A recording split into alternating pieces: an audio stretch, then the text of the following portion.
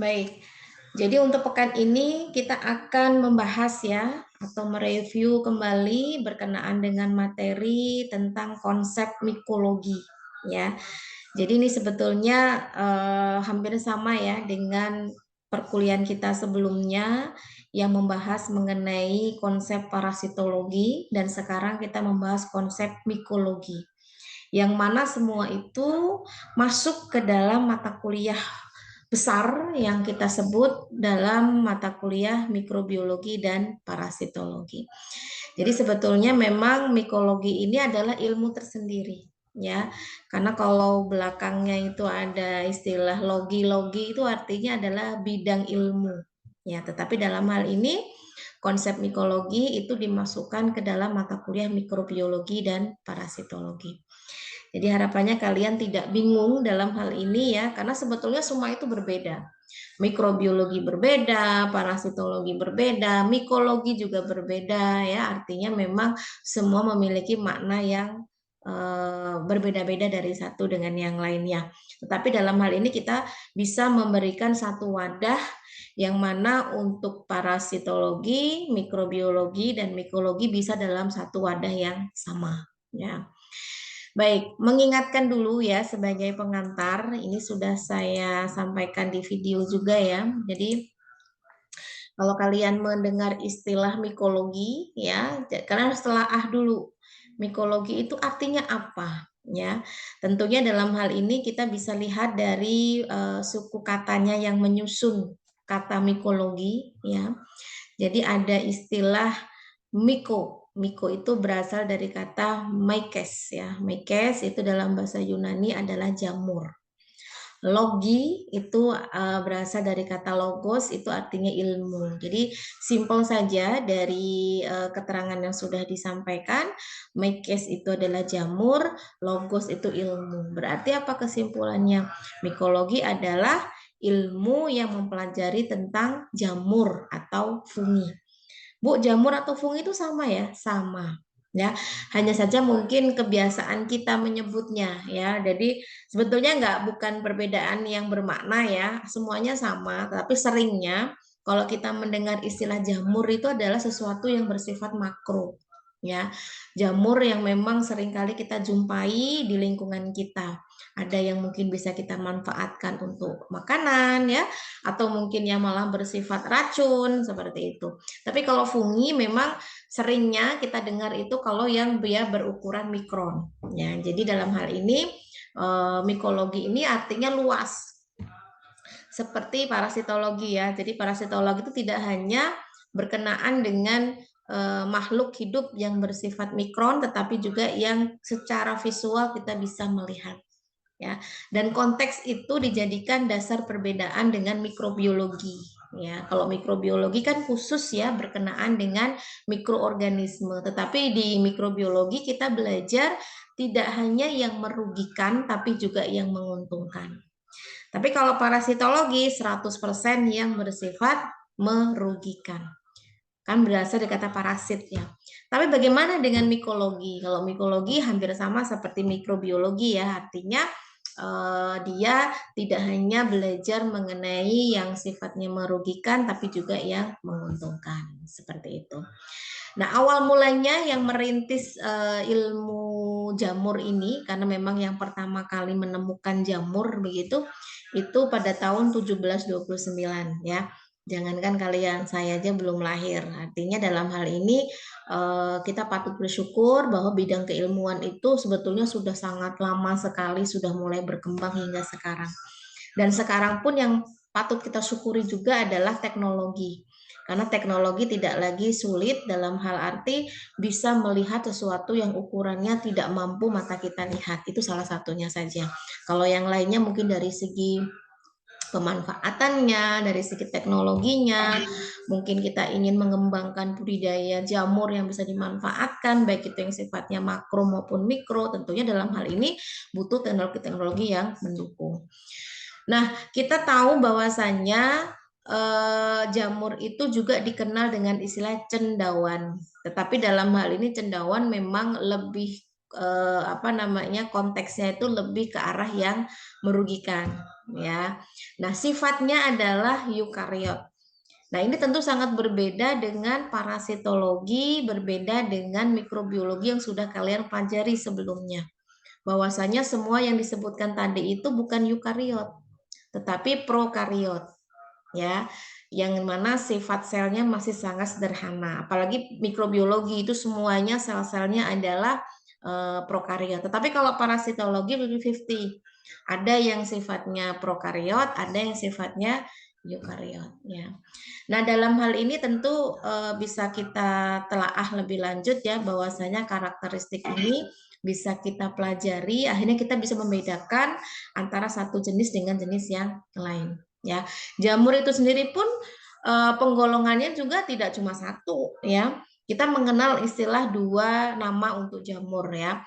Jadi ada yang sifatnya makro, ada yang sifatnya mikro. Nah, tadi yang saya katakan, kalau mikologi ini hampir sama seperti parasitologi ya. Jadi tidak hanya yang sifatnya mikro, tapi juga ada yang makro. Nah, kalau pada jamur yang sifatnya makro ya, artinya secara visual bisa kita lihat, itu biasanya dikenal dengan istilah mushroom. Sedangkan kalau yang mikro, yang memang kita harus menggunakan alat mikroskop untuk melihat, itu disebut ada kapang, ada ragi. Nah, ini yang sudah kalian lakukan pemeriksaan mikroskopis pada saat praktikum kemarin. Jadi jelas ya bahwasanya memang ketika kalian melihat ragi, ragi itu tuh sebetulnya sekumpulan dari ribuan bahkan miliaran sel-sel jamur. Makanya kalian bisa melihat. Kalau bakteri itu ibarat koloninya, tapi itu bukan tunggal. Jadi kalian tidak bisa menyebut ragi itu adalah sel jamur, itu nggak bisa yang sifatnya tunggal. Tapi ragi itu adalah kumpulan dari sel-sel jamur sehingga kita mampu melihat. Tapi kalau kita ingin melihat satu selnya, itu harus dilakukan pengamatan secara mikroskopis. Nah, itu ya. Jadi ini adalah pentingnya kalian melakukan pengamatan mikroskopis seperti itu. Kalian harus tahu struktur dari sel jamur tersebut seperti apa, ya, karakteristiknya seperti apa. Kemudian nanti kita akan belajar juga bagaimana sih perkembangbiakannya sehingga dia bisa memperbanyak diri. Apalagi kalau khususnya itu adalah yang sifatnya menguntungkan. Kalau yang menguntungkan kan kita pengen sebanyak-banyaknya dalam waktu yang cepat. Artinya dalam hal ini teknologi sangat dibutuhkan. Sama halnya dengan bakteri ya. Ketika kita ingin mengkulturkan suatu bakteri yang itu menguntungkan, ya artinya kita butuh teknologi yang menunjang. Nah, ini sebagai pengantar ya untuk mikologi. Baik, sekarang kita mulai ya untuk sesi tanya jawab. Silakan siapa yang bisa menjawab langsung saja sebut namanya atau bisa raise hand, nanti namanya saya tulis. Ya, sekarang untuk yang pertama. Pertanyaannya adalah, apakah jamur itu termasuk tumbuhan? Ya atau tidaknya, silahkan diberikan alasan mengapa. Silakan, siapa yang ingin memberikan jawaban? Di sini sudah ada Delis ya. Oke, silakan langsung saja Delis. Setahu saya aja ya Bu ya. Ya. Izin menjawab Bu. Jadi kenapa apa jamur itu termasuk tumbuhan? Sebenarnya jamur itu bukan termasuk tumbuhan Bu, karena dia udah beda kingdom. Jamur itu termasuk kingdom fungi dan tumbuhan kan plantae. Jadi dari kingdomnya aja sudah berbeda. Oke, baik. Terima kasih Delis. Oke, satu lagi Siska, silakan. Benar kata Delis tadi, Bu. Kalau misalkan jamur itu sendiri bukan termasuk ke kerajaan tumbuhan. Karena sebenarnya tuh meskipun jamur ini sendiri punya kesamaan dengan tumbuhan, karena perbedaan yang signifikan itu mungkin dari strukturnya, metabolismenya, dan reproduksi dari si jamur itu sendiri. Itu sih, Bu, menurut Siska. Oke, bagus ya jawabannya. Jadi karena saya cuma minta 2, harapannya yang lainnya memiliki jawaban yang sama. Tetapi ada yang perlu kita tambahkan di sini ya, biar kita sama-sama belajar ya. Jangan sampai nanti kita salah sebut lagi. Karena sering loh kita itu menyebut jamur itu adalah tanaman. Kenapa? Karena tumbuh dari tanah, tumbuh dari pohon ya, dipikir itu adalah tanaman ya. Karena mulut kita ini sudah turun-temurun ya untuk mengikuti istilah tanaman jamur. Padahal jamur itu sekali lagi bukanlah tanaman atau tumbuhan. Mengapa? Kita lihat lagi, kita ingat lagi ya dari skema atau peta dari makhluk hidup yang ada di bumi ini ya, berdasarkan struktur selnya atau jenis selnya ya, karena kan sel itu kan unit terkecil makhluk hidup. Jadi kita disebut sebagai makhluk hidup itu syaratnya harus memiliki sel. Batu, tanah, itu kenapa bukan makhluk hidup? Karena tidak memiliki sel seperti kita, makhluk hidup ya, tumbuhan, hewan, manusia, dan mikroba, dan lain-lainnya. Nah, kita harus tahu dulu karakteristik dari selnya, apakah dia termasuk prokariot atau termasuk eukariot. Nah, eukariot ini yang dia lebih kompleks ya, dia sudah memiliki karakteristik bermembran inti. Sedangkan yang prokariot itu yang masih sangat sederhana, yang memang belum memiliki membran inti. Nah, kingdom itu adalah kerajaan. Jadi kita ini di muka bumi ini tuh dibeda-bedakan berdasarkan kerajaan-kerajaan. Secara taksonomi loh ya, bukan secara kenegaraan, bukan. Taksonomi makhluk hidup. Jadi ada kingdom protista, ada kingdom fungi, ada kingdom animalia, dan ada kingdom plante. Nah, tumbuhan itu masuk ke dalam kingdom plante atau kingdom tumbuhan. Kenapa dia masuk ke situ? Karena memang ada karakteristik khas dari tumbuhan, dia mampu melakukan proses fotosintesis atau mampu membuat makanannya sendiri, tidak seperti kita, tidak seperti hewan yang kita mengambil atau mengolah bahan makanan dari makhluk hidup yang lain. Tapi kalau tumbuhan bisa melakukannya sendiri. Kenapa? Karena dia punya yang namanya zat hijau daun atau klorofil yang itu akan digunakan pada saat proses fotosintesis. Apakah kita bisa? Enggak, karena kita nggak punya zat hijau daun. Apakah protista seperti amoeba dan kawan-kawan yang kita pelajari di mata kuliah di bab parasitologi? Ya enggak juga. Meskipun ada jenis parasit yang memang dia memiliki klorofil, tetapi bukan sepenuhnya berkarakteristik seperti tumbuhan. Animalia, apalagi ya. Nah, kita termasuk yang mana? Apakah ada kerajaan manusia? Tidak ada dalam hal taksonomi. Jadi manusia itu digolongkan secara karakteristiknya itu masuk ke dalam kingdom animalia. Ya, jadi memang kita memiliki kedekatan, ya, tapi bukan sama ya, kedekatan secara karakteristik itu ke animalia daripada ke tumbuhan. Nah, fungi awal mulanya memang betul dimasukkan ke dalam kingdom plante, awal mulanya dulu.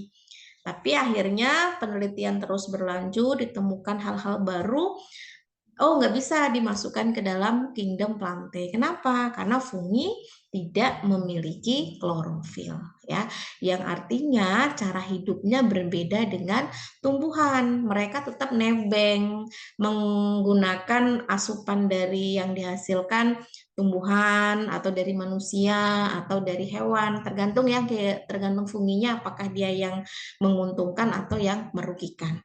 Kalau yang merugikan otomatis yaitu tadi bersifat parasit di makhluk hidup yang lain. Nah, ini sekedar mengingatkan saja ya. Jadi betul tadi memang fungi itu bukan masuk ke dalam golongan plante ya, tetapi dia masuk ke dalam golongan sendiri ya, yaitu kingdom fungi. Oke. Baik, terima kasih ya jawabannya. Kemudian saya lanjutkan lagi. Nah, setelah kalian tahu kalau jamur itu bukan tumbuhan, nah sekarang saya pengen tahu atau kita semua pengen tahu karakteristik umum dari jamur itu apa. Nah, silakan di sini yang Ibu, mau saya menjawab. Vina Sonia, Bu. Oke, silakan, Vina. Karakteristik dari jamur itu reproduksinya pertama secara seksual dan aseksual. Udah itu dia memiliki inti sel seperti membran. Udah itu tidak memiliki klorofil. Bentuknya bulat, oval, pipih. Udah itu apa namanya? Menyerap nutrien melalui dinding sel, mengekskresikan enzim melalui spora. Udah itu tumbuh sebagai hifa, di mana filamen benang yang terdiri dari sel-sel jamur. Udah itu melindungi memiliki dinding sel. Udah, Bu. Oke. Oke, ada lagi yang ingin menambahkan mungkin dari yang Vina sebutkan tadi?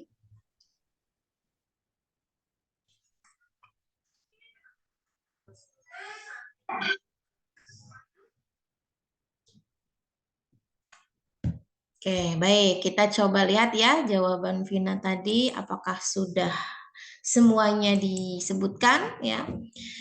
Jadi memang karakteristik umum dari fungi itu sebagian sudah saya sebutkan di awal ya. Jadi karakteristik selnya itu bukanlah prokariot ya, tetapi eukariot ya.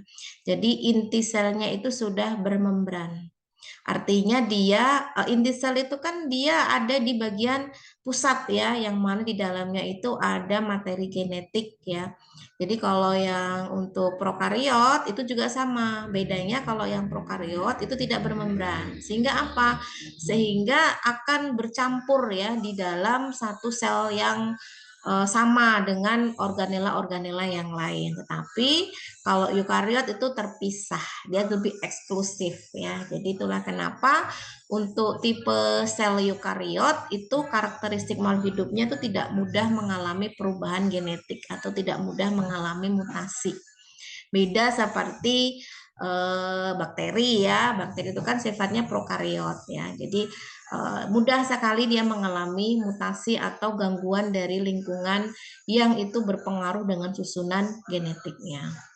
Kemudian yang kedua tidak memiliki klorofil. Nah, ini sudah dijelaskan tadi ya bahwasanya memang dia sudah tidak dinyatakan masuk ke dalam kingdom Plantae ya, artinya memang bukan golongan tumbuhan.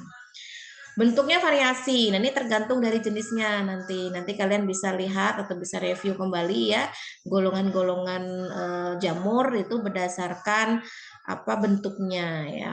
Memiliki hifa. Nah, kemarin kalian ketika mengamati menggunakan mikroskop itu akan kalian lihat seperti benang-benang begitu ya, panjang-panjang atau berupa filamen benang yang itu terdiri dari sel-sel jamur. Jadi hifa-hifa itulah yang nantinya akan membuat si jamur ini memenuhi di area media yang dia tumbuhi ya. Jadi biasanya kalau kalian menemukan roti yang sudah ada jamurnya di bagian ujung ya, kemudian ditunggu beberapa hari itu pasti nanti rotinya sudah dipenuhi oleh jamur. Nah, itu adalah filamen-filamen jamur yang sudah melebar ya mengikuti luasnya media yang disediakan untuk kebutuhan nutrisinya. Kemudian dia sifatnya heterotrof ya, bukan autotrof. Kalau autotrof itu hanya pada tumbuhan yang mampu membuat makanannya sendiri. Kalau pada jamur sama seperti manusia ya, heterotrof itu artinya memanfaatkan bahan yang dihasilkan oleh makhluk hidup yang lain ya. Reproduksinya seksual dan aseksual ya. Jadi ada secara seksualnya, ada secara aseksualnya. Nah, itulah kenapa jamur itu akan tidak akan terpengaruh oleh lingkungan. Jadi kalau pas lingkungannya baik, ya dia bisa melakukan dua-duanya. Tapi kalau pas lingkungannya kurang baik, mungkin dari segi kebutuhan nutrisinya itu terbatas, tetap dia bisa bertahan ya. Artinya dalam hal ini memang peluang untuk hidup jamur itu jauh lebih besar ya dibandingkan dengan makhluk hidup hewan yang lainnya seperti itu. Oke, itu untuk karakteristik umumnya ya. Sekarang kita lanjut untuk pertanyaan berikutnya. Setelah kalian tahu karakteristik umumnya, nah sekarang bagaimana cara hidup si jamur ini ya. Silakan siapa yang akan menjawab. Di sini sudah ada Shirley. Silakan Shirley.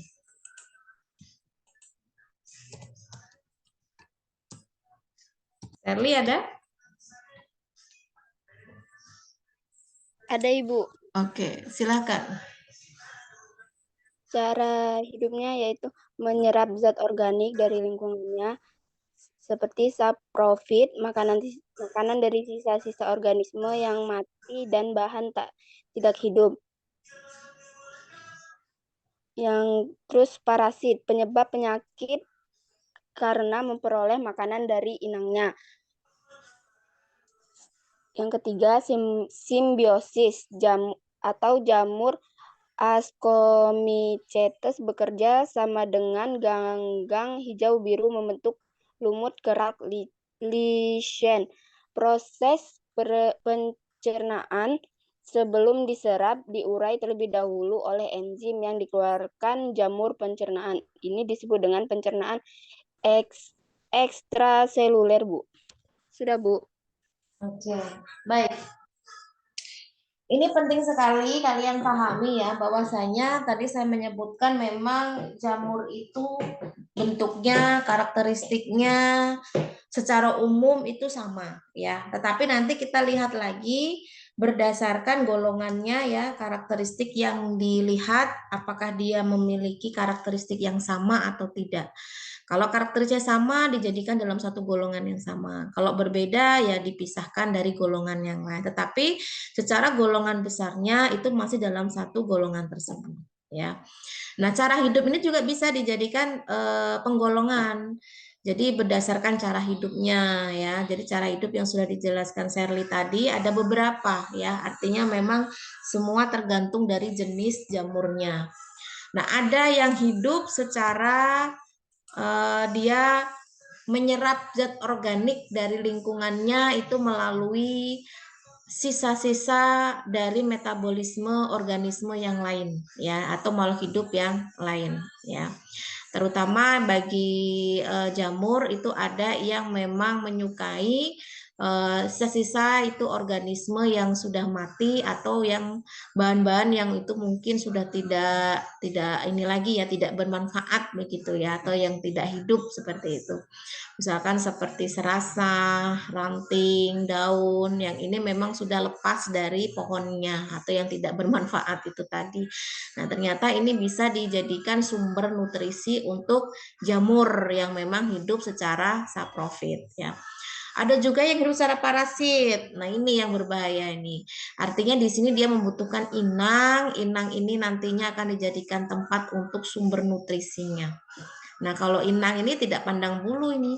Bisa hewan, bisa tumbuhan, bahkan bisa manusia. Kita pun juga bisa dijadikan sasaran bagi jamur ya, sebagai tempat mereka untuk hidup dan mengambil nutrisi. Kemudian ada juga yang secara simbiosis. Simbiosis itu artinya saling menguntungkan atau saling bekerja sama dengan yang lainnya ya, atau simbiosis mutualisme yang kita sebut. Jadi di sini golongan, tidak semua golongan bakteri, golongan jamur, tapi hanya beberapa jenis jamur saja. Yang paling banyak itu pada jamur Ascomycetes ya. Jadi Ascomycetes ini memiliki kemampuan dapat bekerja sama dengan makhluk hidup yang lain. Dalam hal ini adalah ganggang hijau biru yang nantinya akan membentuk lumut kerak ya, yang kita kenal sebagai lichen ya. Jadi bagi tumbuhan ini menguntungkan, bagi jamur ini juga menguntungkan ya. Nah, dalam hal ini kita pelajari dulu, telaah dulu jamur itu masuk ke dalam kategori cara hidup yang mana. Nah, kalau kategori cara hidup parasit ya sudah dipastikan dia merugikan. Tetapi kalau dia saprofit, ya saprofit ini kan artinya sesuatu yang tidak bermanfaat lagi kan untuk manusia, ya artinya nggak ngaruh bagi kita. Ada enggaknya dia nggak ngaruh, artinya memang dia hanya butuh bahan-bahan yang tidak dimanfaatkan oleh manusia ya. Kemudian yang simbiosis yang juga nih justru malah bagus untuk lingkungan. Kenapa? Karena ini bisa menjadi indikator lingkungan itu tercemar atau tidak. Jadi kalau pohon-pohon itu masih ditemukan adanya lichen ya, itu berarti memang polusi udaranya rendah. Tapi kalau sampai tidak sama sekali ditemukan, ini sudah berarti polusinya sudah sangat tinggi ya. Artinya memang tidak bisa membuat si lichen ini tumbuh dengan baik. Dia akan mati ya. Artinya ini akan menjadi indikator kalau suatu lingkungan itu sudah tercemar atau sudah terkontaminasi oleh polusi yang sangat tinggi ya kadarnya. Nah, ini untuk cara hidup dari jamur ya. Kemudian, nah ini struktur hifa ya. Tadi disebutkan kalau jamur itu karakteristik umumnya salah satunya memiliki hifa ya. Hifa itu benang-benang atau filamen ya. Namun di sini untuk hifanya itu tergantung dari jenis jamurnya. apakah hifanya itu bersekat atau tidak. Nah, coba kemarin itu kalian amati lagi ya foto yang sudah diperoleh. Kalau berhasil melihat hifa-hifa, dilihat hifanya. Apakah hifanya itu ada septanya atau tidak ya. Septa itu artinya sekat ya. Jadi ada yang dia bersekat seperti ini, ada garis-garis pemisahnya setiap bagian, atau ada yang tidak sama sekali. Jadi ini bisa dikategorikan ya, hifa yang bersekat atau bersepta sama hifa yang tidak bersekat ya. Nah, ini yang sifatnya tunggal, filamen yang sifatnya tunggal. Tetapi kalau yang sudah banyak, kalau pada tempe kemarin itu kan yang warnanya putih ya, menumpuk di sepanjang substrat dari tempe, dari jamur ya, yaitu kedelai. Kemudian dalam hal ini kita bisa lihat bahwasanya kumpulan dari filamen-filamen itu kita kenal dengan istilah miselium. Ya, jadi miselium itu adalah kumpulannya, sedangkan bagian-bagian terkecilnya yang berupa filamen-filamen atau benang-benangnya kita kenal sebagai hifa ya. Jadi jangan sampai keliru dalam hal ini. Jadi miselium adalah kumpulan dari hifa ya. Oke, nah sekarang kita sudah masuk ke penggolongan jamur ya, tetapi dalam hal ini jamur yang sifatnya mikroskopis. Kalian harus paham dulu ya perbedaan antara kamir dan kapang. Ya, ini termasuk jamur semua, tapi kalian harus paham karena ini berkenaan dengan jenis jamur yang ukurannya mikroskopis ya. Silakan siapa yang akan menjawab di sini perbedaan antara kamir dan kapang.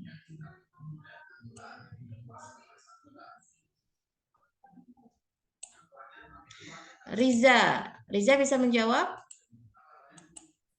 Iya, Bu. Oke, silakan Riza.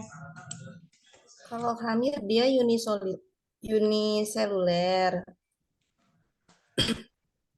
Terus tuh dia berkembang biak dengan cara membelah diri atau aseksual dengan cara melepaskan sel tunas dari sel induk. Sedangkan hamir sendiri itu dibedakan menjadi dua kelompok, yaitu jenis fermentatif dan oksidatif.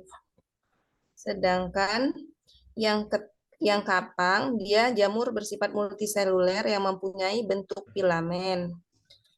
Filamennya yang merupakan sel vegetatif tersebut dinamakan hifa. Kapang dapat dibedakan menjadi dua kelompok berdasarkan struktur hifanya, bersekat dan tidak bersekat. Contoh dari khimar itu Saccharomyces cerevisiae sebagai biotartar pembuatan minuman yang beralkohol, dan contoh dari kapang Zygomycetes dan Domycetes. Sudah, Bu. Oke, baik. Ya, kita coba mereview ya dari jawaban Riza tadi. Jadi memang ada penggolongan dari fungi yang itu berdasarkan bentuk sel dan strukturnya ya, atau penyusun tubuhnya gitu ya. Jadi jamur itu dibedakan menjadi 3 ya. Ada kamir, ya itu yang pertama. Ada kapang atau kita kenal sebagai mold, dan ada dimorfik ya. Nah, di sini untuk yang kamir ini identik dengan yang sifatnya mikroskopis. Ya, kalau untuk yang kapang ini yang dia makroskopis, artinya selnya tidak tunggal tetapi multi ya. Kalau yang tunggal tadi yang kamir. Nah, kamir ini ada istilah lain yang kita kenal sebagai yeast ya, yeast atau gis ya. Ini memang sudah banyak dimanfaatkan ya. Untuk contohnya adalah Saccharomyces cerevisiae. Jadi ini adalah jamur yang memang banyak dilibatkan dalam proses fermentasi ya. Bisa itu fermentasi pada pembuatan roti atau fermentasi pada pembuatan tape. Nah, dalam hal ini kita harus lihat dulu karakteristiknya. Tentu sangat berbeda dengan yang bentuknya kapang ya, yang dia berfilamen. Kalau yang yeast atau kamir itu dia tidak berfilamen, tetapi dia bentuknya oval atau lonjong seperti pada gambar ya. Nah, ini sudah kalian amati kemarin pada ragi ragi roti sama ragi tape ya.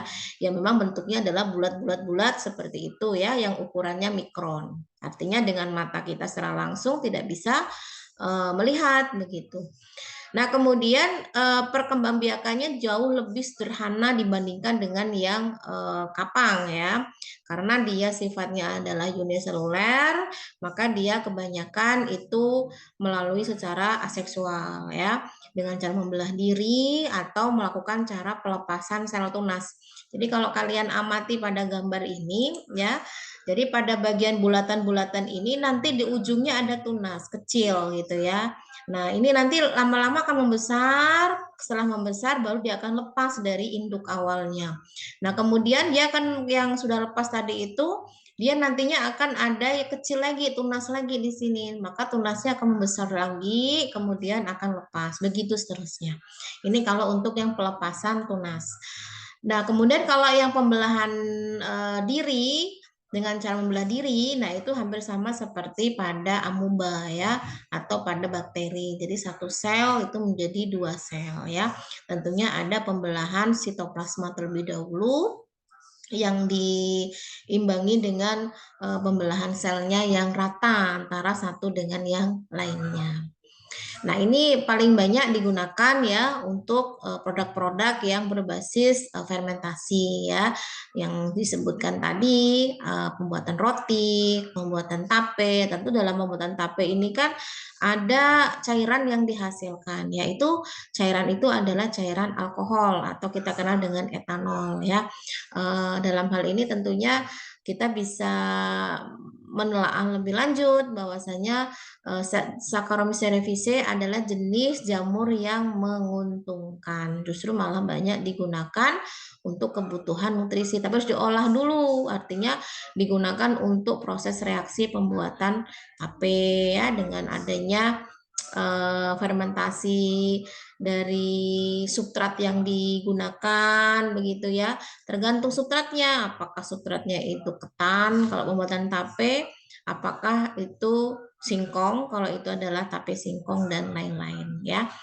Begitu pula kalau pembuatan roti, apakah yang digunakan itu adalah tepung ya, yang akhirnya akan memecah karbohidrat menjadi glukosa, kemudian menjadi alkohol dan gas ya. Nah, ini pada produk roti dan sebagainya. Nah, kalau dilihat secara ukurannya, meskipun kamir ini sama-sama mikron ya dengan bakteri, tetapi kita tidak boleh menyamakan ya. Karena dalam hal ini tentunya sangat berbeda. Dari karakteristik selnya aja udah beda ya. Kalau bakteri itu adalah prokariot, kalau jamur mau itu mikroskopis maupun itu makroskopis itu sifatnya selnya adalah eukariot ya. Nah, kemudian dibandingkan dengan protozoa yang mikro juga ya berbeda juga begitu ya. Artinya memang semua ini memiliki karakteristik yang berbeda-beda dari setiap golongan. Nah, kalau untuk kapang atau mold yang tadi sudah dijelaskan ya, nah ini yang sifatnya makro ya. Dia tubuhnya tersusun atas filamen-filamen yang nantinya akan membentuk miselium ya. Kemudian bisa melakukan reproduksi seksual dan aseksual ya. Kalau yang secara seksual biasanya ada pertemuan antara dua gamet ya. Kemudian kalau untuk yang sifatnya aseksual itu biasanya menggunakan sel vegetatif. Sel vegetatif itu seperti hifa ya, atau filamen-filamen itu juga bisa digunakan untuk proses reproduksi aseksual ya. Nah, di sini untuk penggolongannya atau pengelompokannya tergantung dari hifanya ya, jenis hifanya apakah yang bersekat atau yang tidak bersekat ya. Kalau yang bersekat itu artinya ada pembagian di setiap bagian pada hifa tersebut ya. Contohnya di sini pada golongan Ascomycetes ya, Basidiomycetes dan Deuteromycetes. Sedangkan kalau untuk yang tidak bersekat ya, artinya memang tidak ada sekat atau pembagian di dalam hifa tersebut. Ini Contohnya adalah zigomycetes dan oomycetes ya. Jadi semua itu sudah memiliki karakteristik-karakteristik tertentu ya berdasarkan penggolongan yang kita gunakan. Berdasarkan apa? Apakah berdasarkan tidak ada tidaknya sekat atau yang lainnya, atau mungkin cara hidup ya, cara memperoleh makanan itu juga bisa dijadikan penggolongan, dasar penggolongan ya. Nah, kalau dimorfik itu beda lagi. Dimorfik itu sebetulnya bukan jenis baru, bukan, tetapi ini kolaborasi atau perpaduan ya antara yeast dan malt ya, antara kapang sama kapang sama kamir ya. Artinya dalam hal ini jamur tersebut itu ketika dia berada di dalam inang ya, kemudian suhunya sesuai dengan suhu optimumnya jamur, ini akan membentuk yeast ya, jadi bentuknya uniseluler. Tetapi kalau dalam kondisi di luar inangnya dan pada inkubasi suhu ruangan ya, artinya bukan suhu yang memang optimumnya jamur tersebut, maka dia berada pada fase molt ya, artinya dia ada dua fase yang dalam satu proses kehidupannya, yaitu fase yeast dan fase molt, itu dimorfik ya. Oke, nah kalian setelah tahu perbedaan antara kapang dan kamir, jangan sampai nanti bingung lagi ditanya jenis jamur yang ukuran mikroskopis itu kapang atau kamir. Waduh, bingung kan? Artinya memang secara konsep kalian belum paham. Jadi paham dulu apa itu kamir, apa itu kapang. Nah, sekarang kita masuk ke penggolongan atau klasifikasi dari jamur ya. Jadi di sini saya sampaikan ada 4 golongan besar ya. Ini saya katakan golongan besar. Kenapa? Karena di dalamnya itu ada anggota-anggotanya lagi berdasarkan nama-nama spesies ya. Yang pertama adalah zygomicota ya. Yang kedua ascomycota, yang ketiga basidiomycota, yang terakhir adalah deuteromycota. Nah, sekarang coba siapa yang akan menjelaskan ya berkenaan dengan karakteristik zygomicota. Silakan. Di sini yang sudah resen ada Adinda. Silakan Adinda. Adinda ada? Ada, Bu. Ya. Izin menjawab ya, Bu. Zygomicota itu membentuk spora dengan dinding tebal yang disebut zygospora. Hidupnya sebagai saprofit atau pengurai zat organik. Memiliki hifa senositik atau mengandung banyak inti dan tidak mempunyai sekat melintang. Selanjutnya miselium bercabang banyak dan tidak bersekat. Miseliumnya memiliki 3 tipe hifa yaitu stolon, rhizoid, dan sporangiofor. Stolon itu hifa yang membentuk jaringan pada permukaan substrat. Yang rhizoid itu hifa yang menembus substrat dan berfungsi untuk menyerap makanan. Sporangiofor itu hifa yang tegak di permukaan substrat dan memiliki sporangium globuler di ujungnya. Terus Zygomicota itu sebagian besar merupakan jamur terestrial yang hidup sebagai saprofit di tanah, makanan atau pada sisa-sisa tumbuhan dan hewan. Jamur zygomicota itu ada yang hidup sebagai parasit pada manusia dan tumbuhan sehingga menyebabkan penyakit. Reproduksinya secara seksual dan aksesual. Sudah, Bu. Oke, baik. Terima kasih jawabannya. Kemudian saya lanjut dulu ya, coba untuk jamur berikutnya. Oh, belum. Nah, sekarang untuk yang reproduksi seksual zygomicota, siapa yang akan menjawab?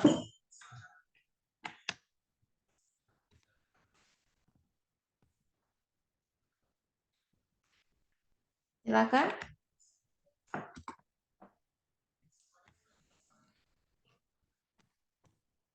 Yang sudah raise hand di sini. Zirli, silakan Zirli. Izin menjawab, Bu. Jadi reproduksi seksual dari zygomicota itu yang pertama 2 hifa yang berlainan jenis yaitu hifa jantan dan hifa betina saling berdekatan. Keduanya bersifat haploid atau N. Yang kedua itu hifa-hifa yang berdekatan membentuk cabang hifa tonjol cabang hifa tonjolan yang disebut gametanium. Masing-masing mengandung inti haploid dari gametanium itu. Yang selanjutnya itu kedua gametania itu mengalami plasmogami, yaitu penyatuan plasma dengan cara membentuk spora. Sel ini membentuk suatu lapisan berdinding kasar dan tebal yang dapat menahan kondisi kering dan lingkungan yang tidak menguntungkan lainnya selama 1 bulan. Kemudian apabila kondisi lingkungan telah mengalami seperti semula, maka akan terjadi kariogami, yaitu penyatuan inti. Selanjutnya, inti diploid itu berpasangan dan menyatu. Kemudian proses ini secara cepat diikuti pembelahan meiosis. Zigospora tersebut kemudian mengakhiri dominasinya dan berkecambah menjadi sporangium pendek yang menghasilkan spora. Selanjutnya spora itu berkecambah tumbuh menjadi miselia baru. Itu, Bu. Oke, baik. Itu untuk yang seksual ya. Nah, kalau yang aseksual bagaimana? Siapa yang akan menjawab? Ini tinggal diteruskan aja ini. Siska mau menjawab? Salah pilih. Siapa? Sela, Bu. Sela. Oke, Iya, Bu. silakan Sela. Dilanjutkan. Setelah itu membentuk spora dalam sporangium yang terletak di ujung hifa. Selanjutnya sporangium ditunjang oleh sporangifor dan sporangifum stolonifer yang telah tua dan matang biasanya berwarna hitam. Jika telah matang, sporangium akan pecah dan menghasilkan banyak spora. Oke, baik ya. Itu penjelasan yang bagus ya antara seksual dan aseksual ya. Itulah kenapa jamur ini perkembangan atau pertumbuhan itu sangat cepat dan mudah ya. Kenapa? Karena memang dari segala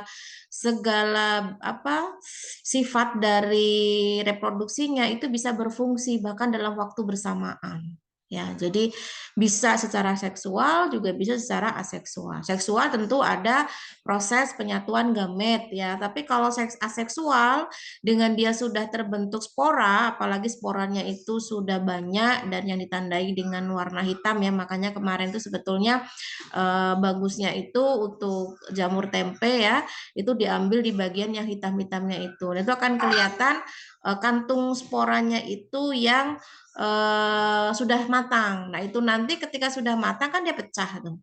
Nah, dia akan menyebar ke substrat-substrat yang ada di kedelai itu, akhirnya secara utuh bisa diselubungi jamur ya. Makanya saya mengingatkan berkali-kali ketika mau mengamati mikroskopis yang diambil itu adalah permukaan atas dari kedelainya ya, karena kedelai itu kan hanya sekedar substrat aja. Tapi jamurnya itu ada di permukaan atas. Jadi jangan sampai mengambil jamurnya itu di bagian tengah-tengahnya, tengah-tengah dari substratnya yang nggak dapat apa-apa karena itu adalah substratnya atau tempat media dia hidup ya. Tetapi jamur itu ya adanya di bagian permukaan atasnya yang berwarna putih dan hitam ya. Oke, kemudian ini untuk yang zigomikota. Nah, sekarang siapa yang akan menjawab untuk jenis zigomikota yang menguntungkan dan yang merugikan? Siapa di sini? Siska dan Riza. Siska yang menguntungkan, Riza yang merugikan. Silakan.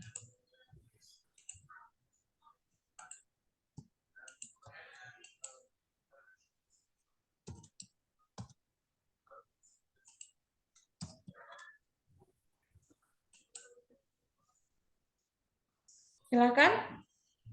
Aku dulu ya Bu ya, yang merugikan zigota yang merugikan contohnya Rhizopus stolonifer, black bread mole, dan Rhizopus miselium, moldy strawberries, Rhizopus sp, black bread mole.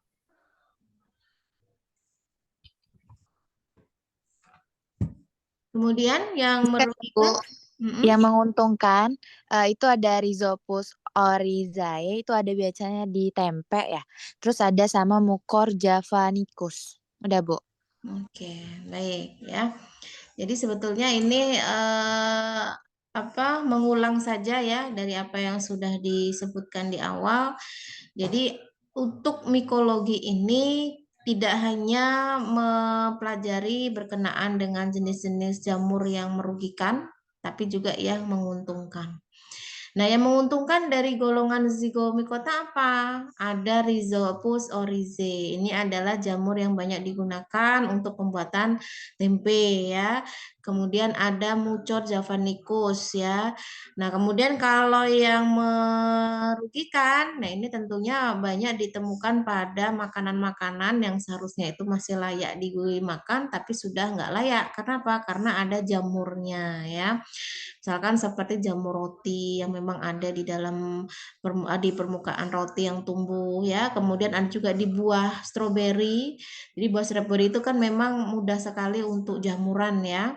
Kemudian ini semua kalau tetap dimakan begitu ya, ya tentunya akan menimbulkan efek-efek yang tidak baik untuk kesehatan. Karena mengingat jamur itu juga bisa mengeluarkan zat-zat toksik ya, yang itu bisa menyebabkan keracunan ya. Oke, itu untuk Zygomicota. Sekarang saya akan beralih dulu ke Basidiomycota. Coba siapa yang akan memberikan jawaban di sini? Bu. Sepertinya yang menjawab hanya itu saja ya. Yang lainnya coba mana ini? Belum kelihatan ya. Kenapa ini? Padahal kan tinggal membaca saja ini. Malu atau gimana? Bingung juga sayanya ya. Nggak tahu, Bu. Nah, iya.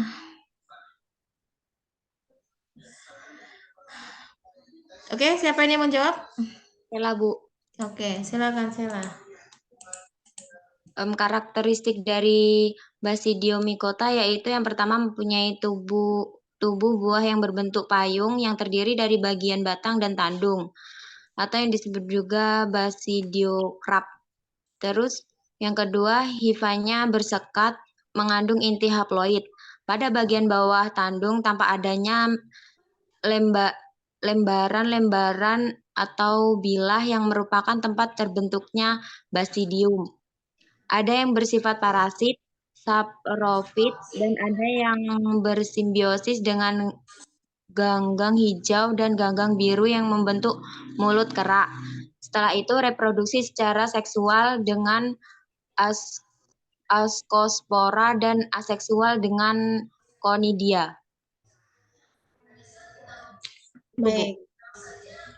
Kemudian siapa yang akan menjawab untuk reproduksi seksual berdasarkan gambar ini?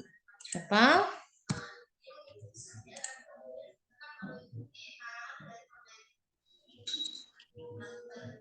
Silakan sebut nama.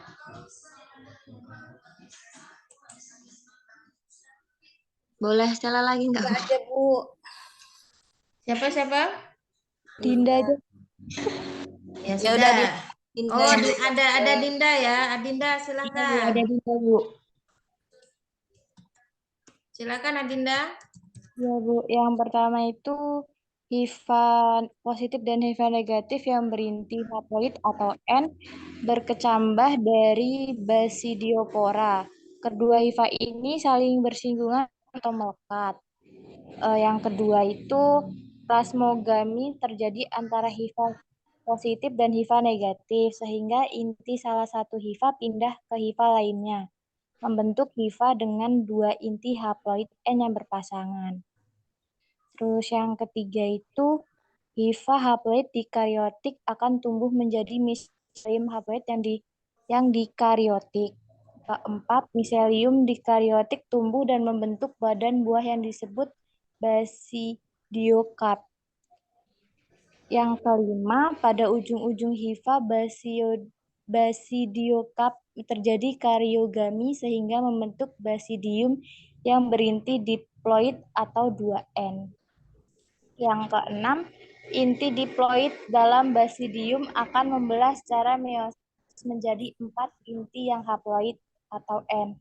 Yang ketujuh, basidium membentuk 4 tonjolan yang disebut sterigma pada ujungnya. Satu inti haploid pada basidium kemudian masuk ke dalam salah satu sterigma dan berkembang menjadi basidiopora. Yang kedelapan, jika basidiospora terlepas dari basidium dan jatuh pada tempat yang sesuai akan tumbuh menjadi hifa yang haploid. Sudah, Bu. Oke. Baik, oke. Terima kasih Sela ya atas jawabannya. Sepertinya ini. Dinda, Bu. Tadi Dinda, Bu. Oh ya, Dinda ya. Sorry. Oh ya, nulisnya Dinda. Ya, mungkin cukup ya untuk sesi tanya jawab hari ini. Karena nilainya juga sudah saya peroleh dan ternyata memang cuma itu saja dan sudah cukup ya. Yang lainnya sepertinya belum tergerak untuk ikut menjawab. Saya juga kurang paham dan tidak tahu kenapa bisa demikian gitu ya. Padahal jawaban sudah ada, sudah ditampilkan juga, sudah tinggal baca gitu ya. Ya, harapannya ini bisa menjadi evaluasi bersama saja ya. Artinya saya sudah memberikan peluang sebesar-besarnya untuk kalian bisa memberikan wujud dari keaktifan perkuliahan gitu ya. Kalau terus-terusan kayak gini nanti kaliannya sendiri yang rugi ya. Artinya jangan sampai kalian berpikir kok yang jawab itu aja sih. Nah, padahal kan tadi saya sudah memberikan space untuk teman-teman yang lain, bahkan yang sudah menjawab pun saya hold dulu ya. Saya berikan kesempatan yang lain, tapi ternyata tidak ada ya sudah, berarti yang mau-mau saja gitu ya. Oke, saya akan mengadakan kuis ya. Tapi ini mengingat hari Jumat, mungkin nanti ada yang sholat Jumat daripada nanti keburu-buru. Silakan mungkin nanti bisa diinfokan ke saya kapan waktunya, tapi saya minta hari ini ya. Kapan waktunya untuk bisa melaksanakan kuis, paling enggak waktu yang dibutuhkan itu adalah 15 menit.